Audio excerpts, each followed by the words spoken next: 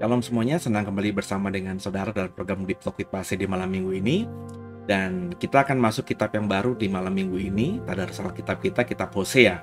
Ya, saya lupa ya, mungkin kitab ke-10 atau kitab ke-11 Perjanjian Lama sudah kita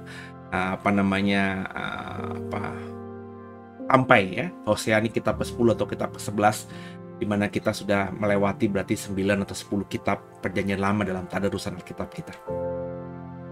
Dan saya mengajak semua untuk terus antusias, belajar membaca Alkitab dengan sistematis, ya, mengerti konteksnya, sehingga ayat Alkitab itu menjadi terang buat kita semuanya. Ya.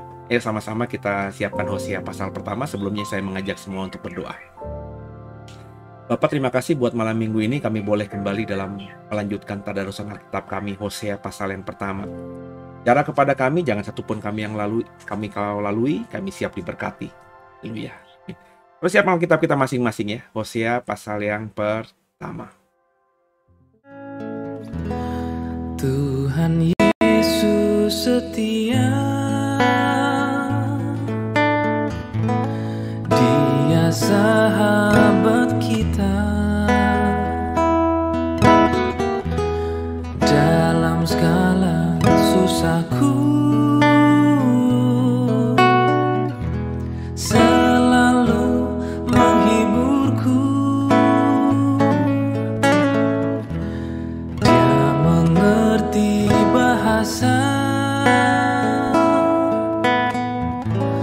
Tetesan air mata, walau badai mengamuk dan gelombang menyerang, Tuhan Yesus setia.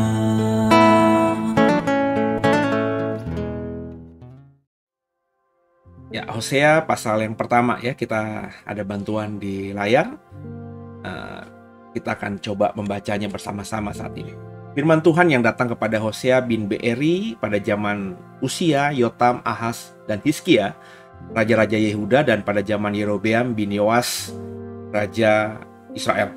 Jadi dari ayat yang pertama ini kita bisa mengerti bahwa Hosea ini cukup panjang hidupnya, yakni di zaman Raja Usia, Raja Yotam, Raja Ahaz, Raja Hizkia, ya, 4 raja Yehuda, ya, dan juga di zaman Raja Yerobeam bin Yoas, Raja Israel. Ya. Jadi dia melayani di zaman kerajaan-kerajaan ini. Kalau Bapak Ibu misalnya mau mengerti apa itu di zaman Raja Usia, Yotam, Ahaz, Hizkia, dan Yerobeam bin Yoas, Bapak Ibu bisa lihat misalnya nanti di Raja-Raja gitu ya, atau di Tawarik ya. Kita nanti bisa mengerti situasi kondisi yang ada terjadi di zaman itu. Perikop berikutnya, keluarga Hosea sebagai gambaran Israel yang tidak setia. Ayat Tuhan. Ketika Tuhan mulai berbicara dengan perantaraan Hosea, berfirmanlah ia kepada Hosea, "Pergilah, kawinilah seorang perempuan sundal dan peranakanlah anak-anak sundal, karena negeri ini bersundal hebat dengan membelakangi Tuhan." Maka pergilah ia dan mengawini Gomer binti Diblaim, lalu mengandunglah perempuan itu dan melahirkan baginya seorang anak laki-laki. Kemudian berfirmanlah Tuhan kepada Hosea, "Berilah nama Yisrael kepada anak itu, sebab sedikit waktu lagi maka aku akan menghukum keluarga Yehu karena hutang darah Yisrael, dan aku akan mengakhiri pemerintahan kaum Israel. Maka pada waktu itu aku akan mematahkan busur panah Israel di lembah Yisrael." Lalu perempuan itu mengandung lagi dan melahirkan seorang anak perempuan. Berfirmanlah Tuhan kepada Hosea, "Berilah nama Lo-ruhama kepada anak itu, sebab aku tidak akan menyayangi lagi kaum Israel dan sama sekali tidak akan mengampuni mereka. Tapi aku akan menyayangi kaum Yehuda dan menyelamatkan mereka demi Tuhan Allah mereka. Aku akan menyelamatkan mereka bukan dengan panah atau pedang, dengan alat perang atau dengan kuda dan orang-orang berkuda, Sesudah menyapih Lo-ruhama, mengandunglah perempuan itu lagi dan melahirkan seorang anak laki-laki. Lalu berfirmanlah ia, ya Tuhan dalam hal ini, berilah nama Lo-ami kepada anak itu, sebab kamu ini bukanlah umatku dan aku ini bukanlah Allahmu.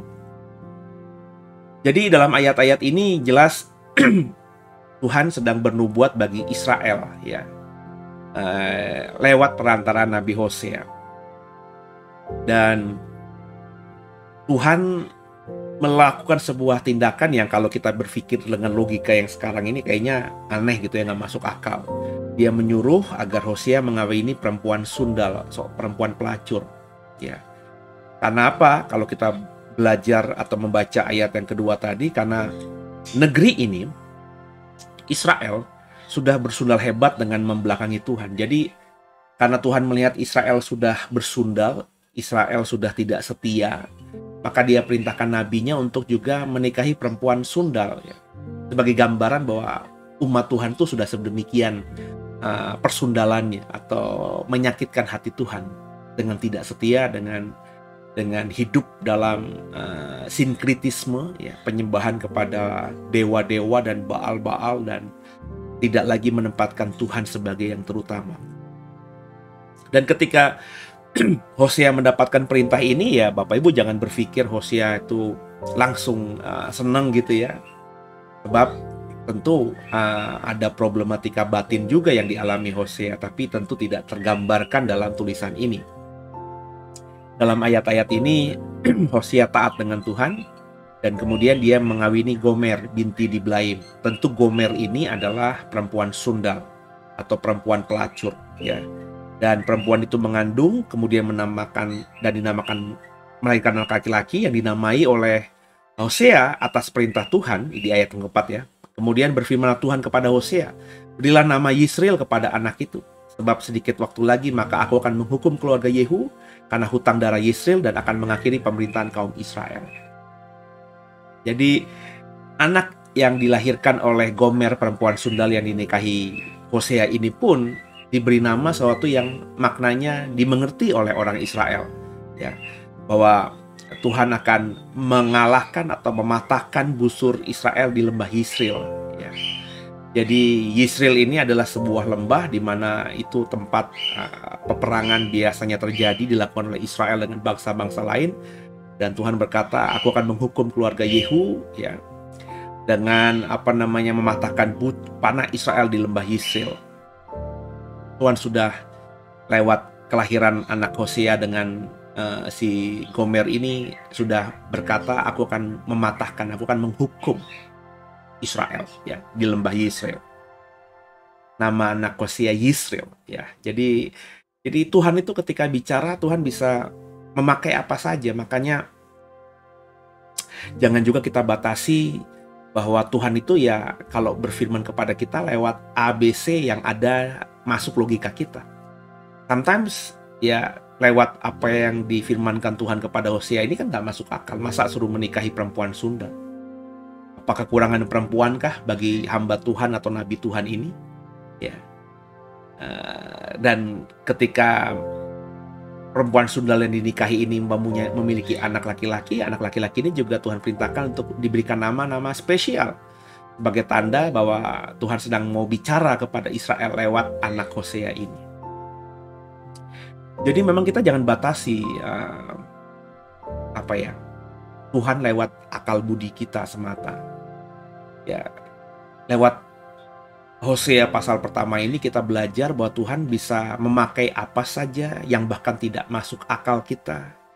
Tuhan bisa memakai siapa saja yang bahkan tidak masuk akal kita. Tuhan mempunyai cara yang luar biasa panjang lebar dan dalamnya yang tentu tidak sesuai dengan logika kita atau akal kita. Namanya juga maha gitu ya. Nah, untuk itu butuh kelembutan hati, merendahkan hati, dan juga memiliki kepekaan, sehingga ketika Tuhan nanti berperkara dengan kita, Tuhan berbicara kepada kita lewat hal-hal yang tidak masuk akal dan logika seperti perempuan sundal dan anak-anak yang dilahirkan bagi Hosea ini, kita mengerti bahwa itu memang suara Tuhan untuk kita dengar. Ya ini Nggak semudah membalikan telapak tangan. Nggak semua orang Kristen itu bisa ngerti. Bahkan nggak semua pendeta itu bisa ngerti, saudara. Makanya penting membangun kepekaan, keintiman dengan Tuhan. Ya. Sehingga kita itu ya mengerti, oh ini memang tanda dari Tuhan, oh ini bukan tanda dari Tuhan.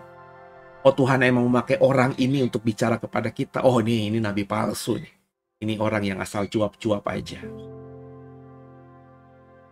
Dan sedihnya hari-hari ini itu sesuatu yang langka saya lihat ada dalam diri orang percaya. Karena ya tadi orang percaya gak suka baca Alkitab, sehingga gak tahu sejarah Tuhan dengan manusia di masa lalu. Sehingga akhirnya manusia-manusia akhir zaman hari ini tuh ya melihat Tuhan itu ya dengan pemahamannya sendiri, dengan logikanya sendiri. Dia bentuk, dia mengkreasikan Tuhan seperti yang ada di otaknya dia. Padahal Tuhan gak bisa kita gambarkan. Ya, saya meskipun sudah membaca Kejadian sampai Wahyu, saya masih belum bisa menggambarkan Tuhan secara utuh.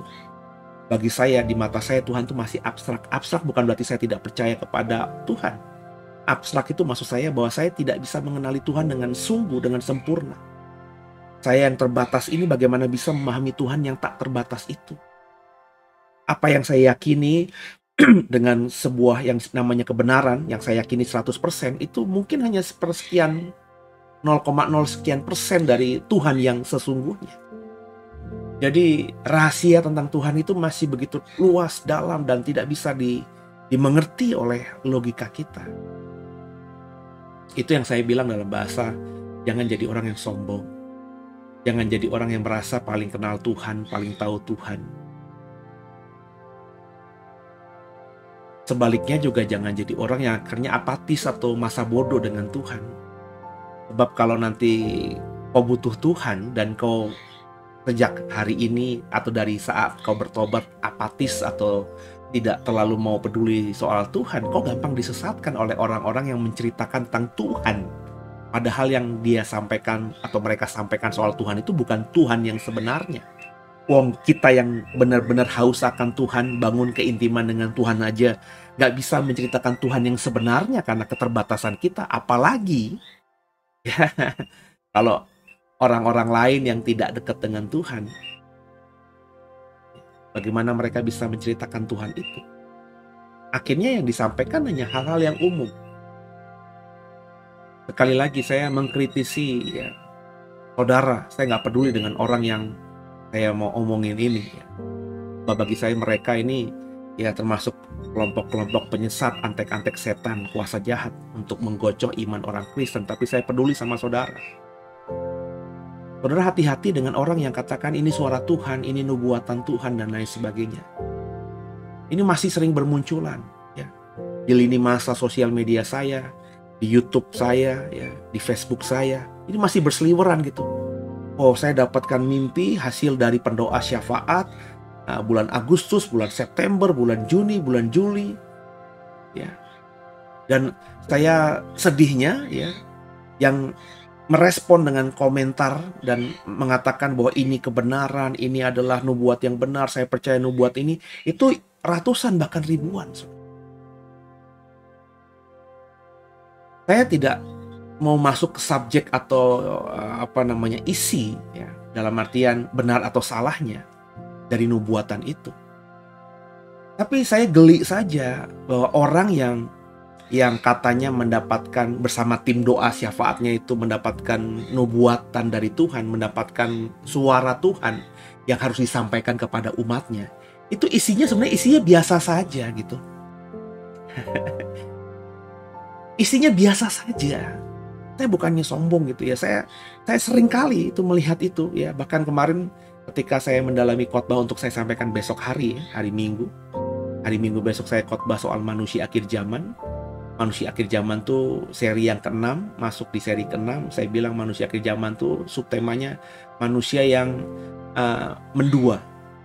Ketika saya mendalami itu, saya sengaja melihat banyak channel-channel YouTube yang isinya itu ada orangnya sih itu saja, tapi dia bersaksi dia punya tim, kata tim pendoa syafaat gerejanya, kemudian mendapatkan suatu suara dari Tuhan untuk disampaikan kepada umat gitu ya. Ya, memang tidak tercermin mereka itu menyesatkan, tidak tercermin mereka itu mencuri kemuliaan Tuhan, tidak tercermin mereka itu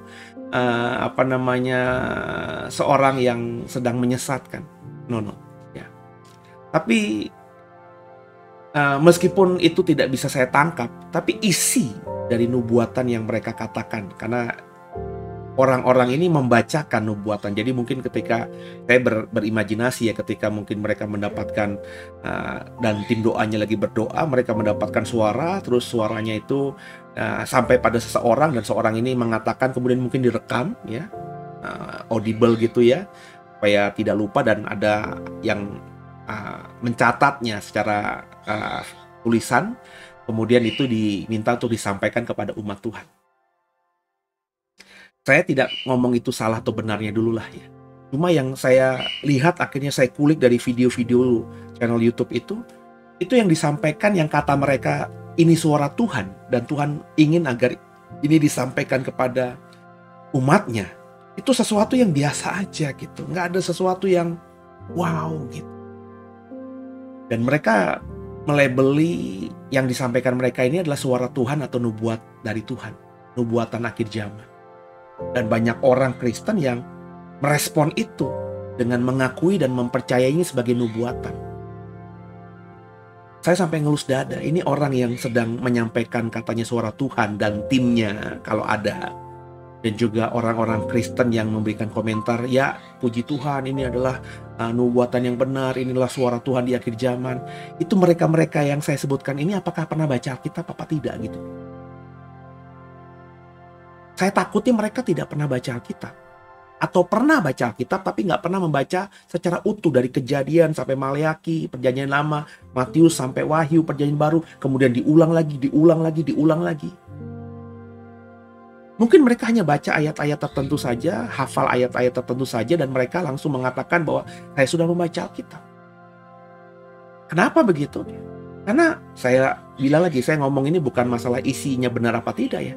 Tapi yang disampaikan itu bagi saya hanya pengulangan saja dari firman Tuhan di Alkitab kita. Ya, saudara mungkin berpikir, lah kalau begitu, kalau pengulangan aja kan nggak kenapa-napa Pak, gitu kan ya. Ya itu kan berarti kan tidak sesat. Ya, kalau saudara berpikirnya seperti itu. Tapi kalau saya akhirnya berpikir lebih dalam lagi. Memang kesannya yang ditangkap awalnya, apa yang mereka sampaikan, yang mereka katakan suara Tuhan itu untuk disampaikan kepada umat itu tidak bertentangan dengan Alkitab. Memang iya.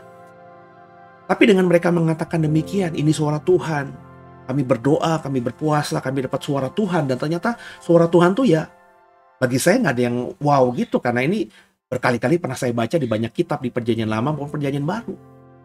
Itu akhirnya membuat orang-orang, ya, umat Tuhan, yang akhirnya memang tidak pernah baca Alkitab, terus bertobat ya, terus ngerasa mau dekat dengan Tuhan, terus ketemu sama kelompok yang mereka ini, akhirnya yang menjadikan mereka lebih senang mendengarkan nubuatan Tuhan tanda kutip ini daripada membaca Alkitab. Itu yang mengerikan, saudara.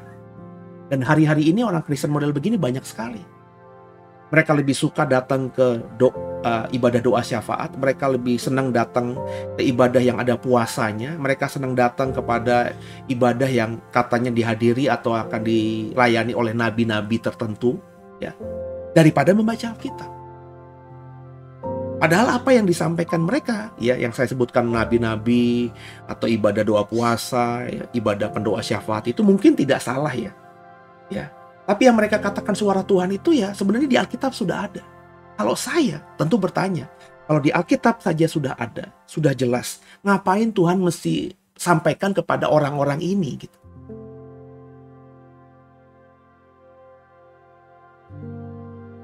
Apakah nggak lebih baik Tuhan berkata kepada orang-orang yang disebut dengan pendoa syafaat atau nabi-nabi ini, sampaikanlah kepada umatku, bacalah Alkitab, selesai. Sebab efeknya yang saya perhatikan, ya, apakah Tuhan tidak tahu hal ini? Wah, Tuhan maha tahu, saya aja yang tidak maha tahu kok, masa Tuhan nggak tahu gitu. Efeknya dari ini, bahwa ketika ada orang-orang, andai kata Tuhan pakai model metode seperti ini, banyak orang akhirnya lebih mencari nabi-nabi ini, mencari kelompok-kelompok yang katanya sering mendengar suara Tuhan ini daripada membaca Alkitab, yakni adalah firman Tuhan. Sehingga akhirnya orang Kristen bodoh selamanya. Dan ini yang saya mau ajar lewat program Tadarus Alkitab, meskipun dampaknya ya tidak begitu wow gitu ya. Nggak apa-apa lah.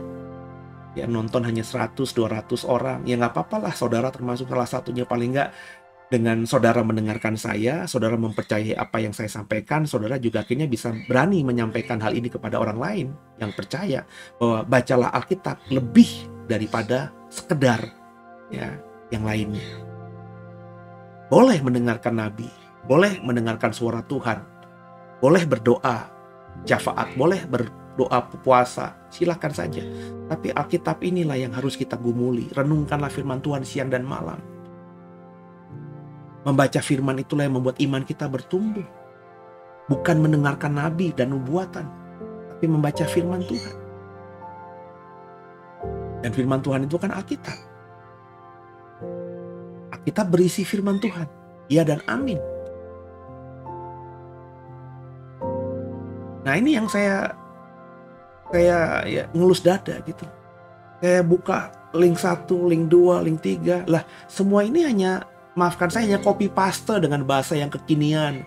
Ya, Tuhan berfirman kepada kamu semua, jika kamu benar-benar bertobat, maka Tuhan akan memberikan hujan di siang hari. Nah ini kan kalimat-kalimat yang sebenarnya ya ada di Alkitab kita gitu loh.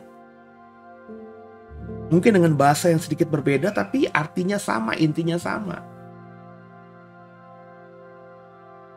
Nah kalau Tuhan, bagi di otak saya, di logika saya, kalau Tuhan ingin benar-benar berbicara spesifik, khusus, dan karena seringkali orang-orang yang mengaku sebagai mendengar suara Tuhan ini berkata ini urgent, ini penting sekali bagi umat Tuhan, dengarkanlah suara Tuhan. Dan kalau itu benar-benar urgent kata Tuhan, dan Tuhan mau memakai mereka semua tadi untuk menyampaikan apa yang dia ingin mau kerjakan di hari-hari ini, sehingga umatnya di 2022 ini menjadi waspada, tentunya yang disampaikan hal-hal yang saya selalu berkata, spesifik. Bukan hal-hal yang umum. Saya menyebut hal-hal yang umum bagi mereka yang mengidolakan orang-orang seperti ini, mungkin hal-hal yang khusus. Kenapa?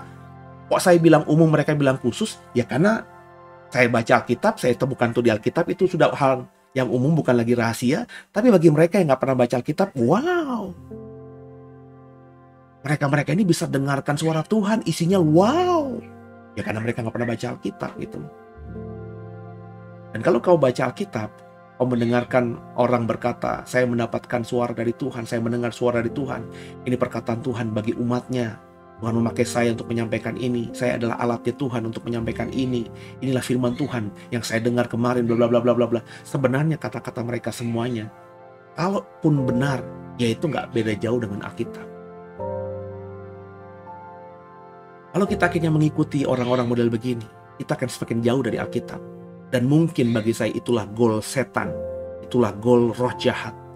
Itulah goal orang-orang yang tidak takut akan Tuhan, yang membuat kita akhirnya lebih bergantung pada orang ini, pada nabi ini, pada kelompok pendoa syafaat ini, kepada orang-orang yang sering berpuasa ini, daripada pada Alkitab itu. Ya, jadi meskipun saya percaya Tuhan bisa bicara pada siapa saja, pada orang siapa saja, tapi ya tadi, ukurannya harus jelas. Apa itu Alkitab kita? Di zamannya Hosea, Alkitab belum ada, saudara. Maka Tuhan pakai nabi-nabi ini. Makanya gak heran kok di perjanjian lama nabi-nabi kayaknya menonjol banget ya. Kok nabi-nabi banyak sekali ya? Loh karena emang di perjanjian lama belum ada kitab suci yang seperti buku Alkitab kita ini. Di perjanjian baru ada nabi, tapi tidak semasif, tidak sebanyak perjanjian lama. Kenapa? Karena di perjanjian baru, orang-orang Kristen perjanjian baru, orang-orang Yahudi yang hidup di perjanjian baru, di zaman perjanjian baru, itu sudah punya kitab-kitab perjanjian lama. Kenapa di 2022 kok semakin sedikit nabi? Kok kalau ada orang yang disebut nabi itu langsung blow gitu ya, langsung wow gitu ya.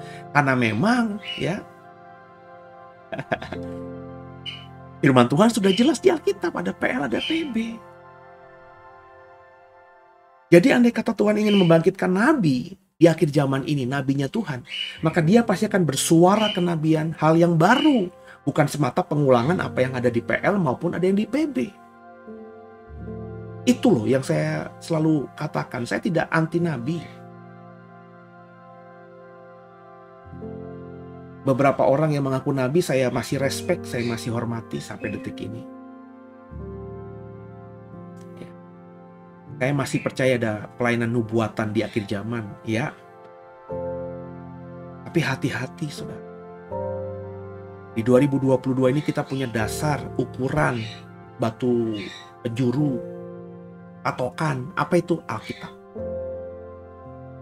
Jadi begitu juga dengan anak keduanya si Hosea ini. Kita bisa baca, dikasih nama Lo-Ruhama, yang artinya aku tidak menyayangi lagi kaum Israel dan tidak akan mengampuni mereka. Tuhan akan menghukum Israel. Bayangin, bangsa pilihan Tuhan, umat pilihan Tuhan seperti yang ada di kitab Yoel yang sudah kita selesaikan kemarin, di Hosea kembali diulangi.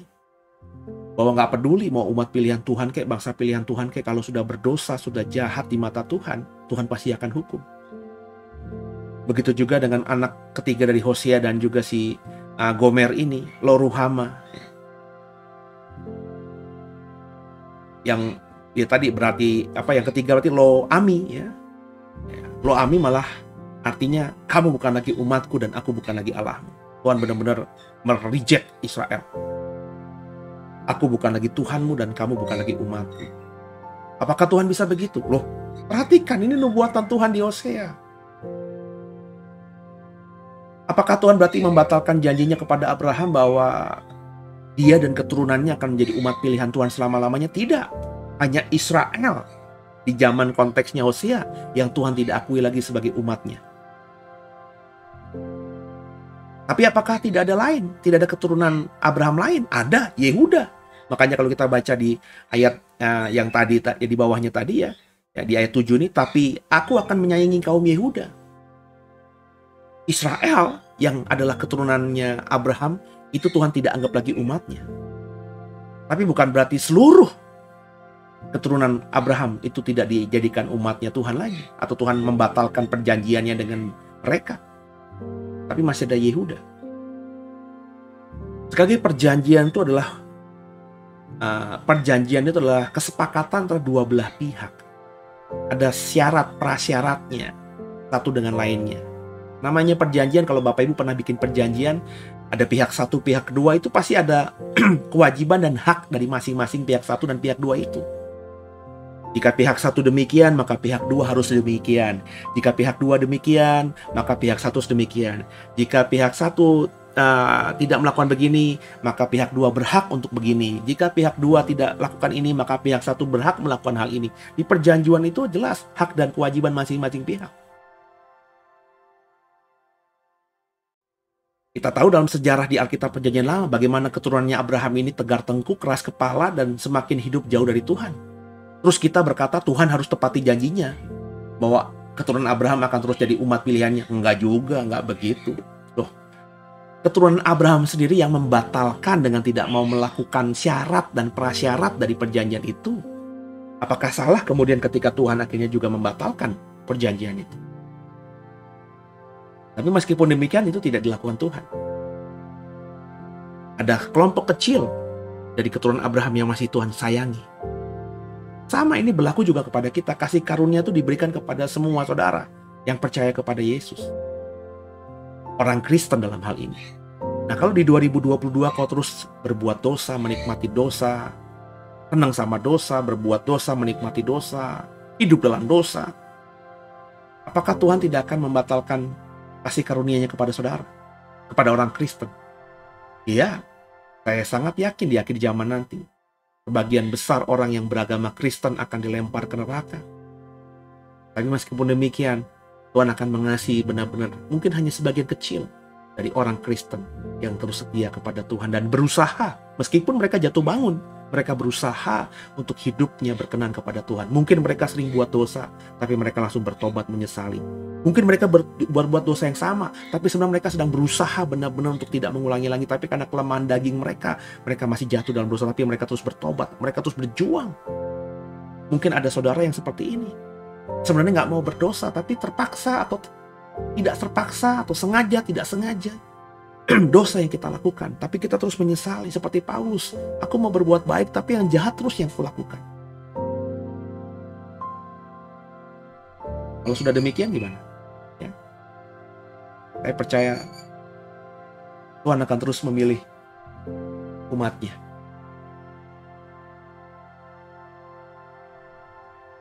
Tuhan akan memilih orang-orang yang benar-benar setia kepada Tuhan. Jadi jangan menjadi orang yang menganggap bahwa dia akan selamanya, ya, dikaruniakan selamanya dia dapatkan. Jadi sama-sama kita mengerti ini, ya. Jangan jadi orang yang sombong, lalu jumawa. Israel masanya sudah lewat, tidak diakui lagi menjadi umat Tuhan. Tuhan gak terima lagi penyembahan mereka. Dan faktanya Israel memang lenyap di zaman Asyur. Israel lenyap, habis, gak ada lagi kerajaan Israel. Yang adanya tinggal kerajaan Yehuda. Yahudi. Kalau Tuhan tidak menyayangkan Israel, apakah Tuhan menyayangkan kita? Enggak juga lah. Oh, dan mereka, Kristen dan Israel sama-sama bangsa pilihan Tuhan, umat pilihan Tuhan. Perlakuan Tuhan atas Israel tentu diterapkan sama dengan perlakuan Tuhan juga kepada kita orang Kristen. Lanjut ya. Janji tentang keselamatan. Tapi kelak jumlah orang Israel akan seperti pasir laut yang tidak dapat ditakar dan tidak dapat dihitung. Dan di tempat di mana dikatakan kepada mereka, kamu ini bukanlah umatku, akan dikatakan kepada mereka, anak-anak Allah yang hidup. Orang Yehuda dan orang Israel akan berkumpul bersama-sama dan akan mengangkat bagi mereka satu pemimpin, lalu mereka akan menduduki negeri ini, sebab besar hari Yisrael itu. Ini sudah tergenapi atau belum? Ya. Jadi meskipun Tuhan berkata, kamu bukan lagi umatku, ya, tapi orang-orang akan mengatakan, inilah anak-anak Allah yang hidup. Nanti akan ada waktunya orang Yehuda dan orang Israel akan berkumpul bersama-sama dan mengangkat bagi mereka satu pemimpin, lalu mereka akan menduduki negeri ini, sebab besar hari Israel itu. Apakah ini yang sudah tergenapi dalam bangsa Israel yang muncul di tahun 40-an itu? 48 kalau tidak salah. Ya. Atau ini bicara mengenai nanti, di mana Tuhan akan mengumpulkan benar-benar orang Yehuda, orang Israel yang sejati. Kalau di kitab Wahyu ada 12 suku, masing-masing suku 12.000 orang, sehingga terkumpullah 144.000 orang Yehuda dan orang Israel yang disebut sebagai anak-anak Allah yang hidup. Meskipun di zaman Hosea Tuhan berkata, kamu bukanlah umatku. Tapi ternyata ketika mereka dihukum, Israel sudah lenyap sebagai jati diri sebuah bangsa. Mereka kawin-mengawinkan. Ada orang-orang yang masih memelihara keisraelan mereka ini. Kita nggak tahu di mana mereka hari ini. Apakah mereka orang Israel yang diaspora? Kita nggak tahu. Tapi saya menafsirkan orang-orang Israel ini orang-orang yang benar-benar sudah campur baur gitu ya, dalam pernikahan, dalam budaya sosial dengan bangsa-bangsa yang ada di bumi ini. Tapi mereka kalau misalnya dites DNA, mereka punya darah Israel.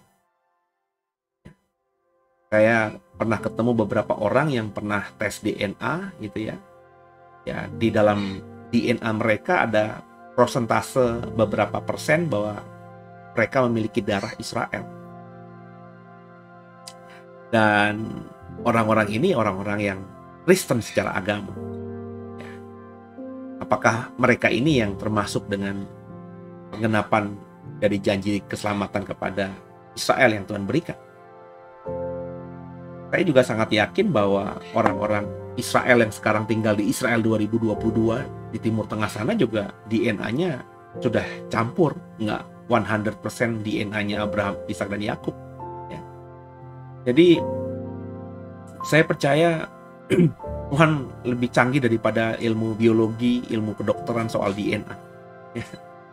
Tuhan sanggup melihat orang ini punya darah Israel, ini tidak punya darah Israel. Dan saya percaya nanti penggenapan apa yang Tuhan janjikan di Hosea pasal pertama ayat 10-11 ini akan tergenapi. Bahwa sebelum akhir zaman ada pemulihan di mana orang Yehuda, orang Israel yang punya darah Yehuda, yang punya darah Israel, yang sudah percaya kepada Tuhan, yang kepada Yesus maksud saya, itu akan dikumpulkan dan benar-benar menjadi bangsa pilihan Tuhan. Kita yang tidak punya DNA Israel, kita adalah orang percaya, diselamatkan juga.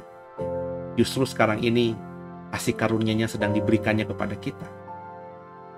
Saya sih nggak peduli saya punya darah Israel apa tidak.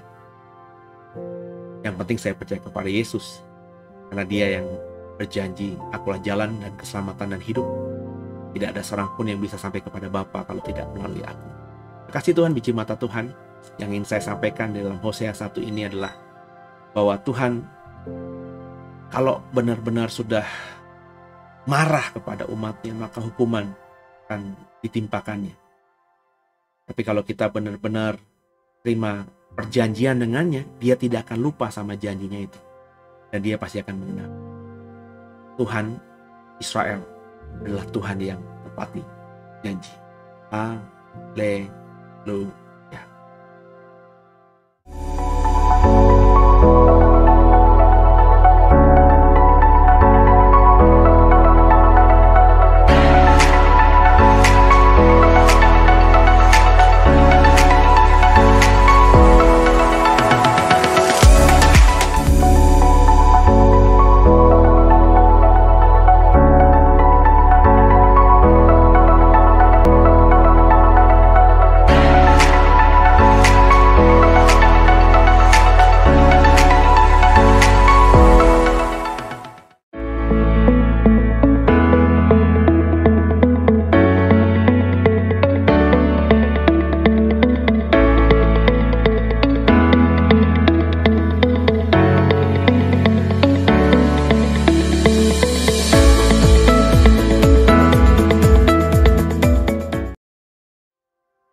Oke, sekian dalam Tadenasional Alkitab kita di malam minggu ini. Saya kembali mengundang saudara yang tinggal di wilayah Serpong dan sekitarnya, Tangerang dan sekitarnya. Kalau belum punya gereja yang tetap, saudara belum tertanam dalam sebuah komunitas Kristen, bisa join bersama The Warriors. Datang dalam ibadah kami yang akan dilakukan jam 9.30 dalam ibadah 1 jam saja. Dan sesi kedua jam 11 bersama saya dalam program ibadah Minggu Raya yang diadakan di gereja GKI Doe, di alamatnya di apartemen Tripark BSD. Ya, Bapak Ibu tinggal nanti searching aja di map gitu ya, di Google Map ya, GKI Doe atau apartemen Tripark BSD, maka Bapak Ibu akan diarahkan oleh map itu dan cari lantai 1 ya. Di hari Minggu itu ya pasti kalau naik ke lantai 1 akan ketemu gereja karena nggak banyak yang aktivitas di hari Minggu di lantai 1 itu. Itu saudara ya. Dan sama-sama kita belajar bertumbuh bersama. Kalau saudara jauh dari Serpong, jauh dari Tangerang, silahkan ikuti ibadah live streamingnya jam 11 di channel YouTube The Warriors. Dan Bapak Ibu bisa bertumbuh terus bersama kami lewat program-program di channel ini ya, channel The Warriors ini di YouTube ini. Dan juga kami akan coba pertajam nanti di bulan Oktober, dan juga kita juga akan membuat program-program di Instagram, di TikTok, dan lain sebagainya. Dukung doa agar pelayanan digital ministry kita ini semakin berkembang, jadi berkat bagi banyak orang. Dan selamat malam minggu, selamat beristirahat. Ya, sebelum kita tutup, kita tundukkan kepala, kita doa. Makasih Tuhan buat malam minggu ini kami belajar dari Hosea pasal 1.